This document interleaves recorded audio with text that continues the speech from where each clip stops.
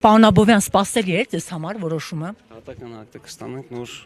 կհասկանանք մնացածը։ Ըստ դատավորն ասաց, որ որևէ ապացույցներ չի ներկայացվել, այսինքն փաստացի դատախազությունը այսքան ռեսուրս ծախսեց եւ պարզվեց, որ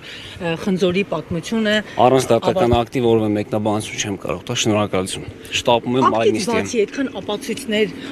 տևական ժամանակ բարձրաձայնում էր այն մասին, որ ըստ էության պապիկը մեղավոր չէ, որ թողունքն է առաջ քաշել։ Ձեզ համար այսքան փաստերը բավարար չէին, պարոն Աբովյան։ Մենք ներկայացնում ենք ապացույցները, դատարանում հետազոտվում են ապացույցները, դրա հիման վրա դատարանը որոշում է կայացնում։ Դատական ակտ է հրապարակվում։ Մենք դատական ակտը կստանանք, հետո կհասկանանք մնացածը։ Իսկ որպես այս Հայաստանի Հանրապետության քաղաքացի ձեզ հարցում, ձեր խիղճը մաքուր է, պարոն Աբովյան, 72-ամյա պապիկին խնձոր նետելու, տուն է կորցրել, տեղ է կորցրել, իր հոգուց հասնում։ Մենք առաջնորդվում ենք քրեական գործում առկա ապացույցներով եւ յուրաքանչյուր այդ իրականացնող մարմին գնահատում է քրեական գործով ձեռք բերված ապացույցները։ Մեղքի զգացում կան ապացույցների գնահատման չափանիշներ։ Իսկ մեղքի զգացում։ Շնորհակալություն, ստեսություն ձեզ։